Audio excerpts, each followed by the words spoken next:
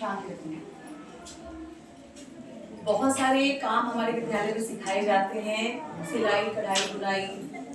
सिलाई के नमूने आप देख चुके हैं, कढ़ाई के नमूने आप देख चुके हैं, ठीक है ना। हमारे बच्चों के बहुत ही सब जो वेशभूष बने हुए हमारे बच्चों के हाथ के हैं। बुनाई हम सिखा चुके हैं। इस बार हमारे विद्यालय में अभी एक नवाचार चला था, मैं सुंदर हूँ नवाचार, उसकी प्रस्तुति आप देख चुके हैं।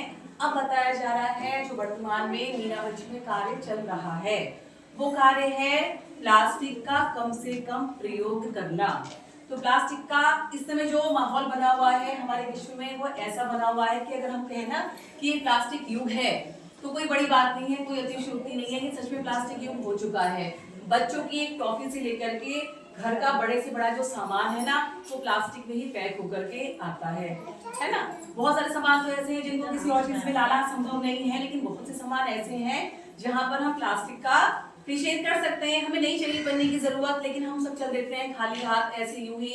कितनी अच्छी प्रथा थी, घर में पुराने कपड़ों के, पैंट के, शर्ट के थैले बना दिए जाते थे और वो हम बाजार लेकर के जाते थे, है ना। कितनी अच्छी चीज थी। तो उसको हमें फिर से लाना है, फिर से वापस लाना है। अपनी कोई भी जो हमारी परंपराएं हैं उनको फिर से अपनाना है और अपना छोटा मोटा सहयोग देना है। तो हमारे आसपास जो भी प्लास्टिक है उसे कम करने के लिए पन्नियां आई हमने फेंक दी, पन्नियां आई हमने फेंक दी, ये काम है ना। तो हमने क्या करा है, एक मुहिम चलाई है कि सारी पन्नियों को इकट्ठा करेंगे और उन पन्नियों को इकट्ठा करके हमारे बच्चे, हमारे मीनाबंच के बच्चे, हमारे बहुत ही होनहार बच्चे बना रहे हैं एक बैग, जो भी कम समय के कारण इतनी ही हो पाई है। हमारा उद्देश्य है कि इस तरह की हम लंबी लंबी मैट बनाएंगे और जो भी बच्चे हमारे काम करते हैं वो नीचे बिछा करके बैठेंगे और इन मैट पे बैठ करके अपने काम करेंगे। तो क्रोशिया एक बहुत पुरानी कला है जो आप में से बहुत लोगों को आती होगी, लेकिन हमारे स्कूल में किसी बच्चे को नहीं आती थी। आपको सिखाना चाहिए, आपका भी कुछ कर्तव्य है कि अपने बच्चों को सिखाएं।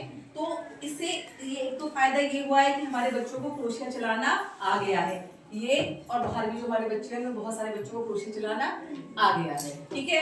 तो अब क्या है, वो अपने लिए स्वेटर, वेशपोश, बहुत सारी चीजें क्रोशिया की बना सकती हैं। और ये एक बहुत ही यूजलेस चीज थी और अभी बहुत ही कामयाब चीज होने वाली है ना। पन्नियां बेकार थी, फेंक दी गई थी, हम सब बच्चे और हम मिलकर के जितनी हमारे पास इस समय अवेलेबल थी, इस हफ्ते में थी, वो हमने ये तैयारी करी है, ठीक है। और अब सोचो कि अगर हम ऐसा ही करेंगे तो कितना एक अच्छा चीज हमारे पास अवेलेबल हो जाएगी कि हम बैठ करके बिछा करके अपने बहुत सारे काम कर सकते हैं। आप लोग कर सकते हैं, कीर्तन कराते हैं, कोई चीज कराते हैं, कन्या जिमाते हैं, बहुत सारी चीजें हैं, आप उसमें इसका इस्तेमाल कर सकते हैं ना अपनी। और आपके डोर मैट हैं, कहीं भी हैं, तो बहुत सारी चीजें हैं।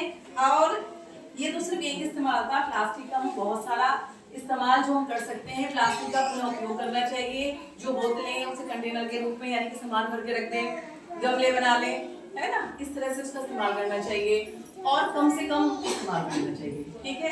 कहीं कूड़ा कचरा दिखाई दे रहा है तो उसको उठा करके डस्टबिन में डाल दें। सूखा कचरा अलग करें, गीला कचरा अलग करें। ये बहुत सारी बातें आपको पहले भी बताई जा चुकी हैं और मैं आपको बता रही हूँ। एक हमारा काम है, कितने सारे हमारे मिशन को पूरा करता है।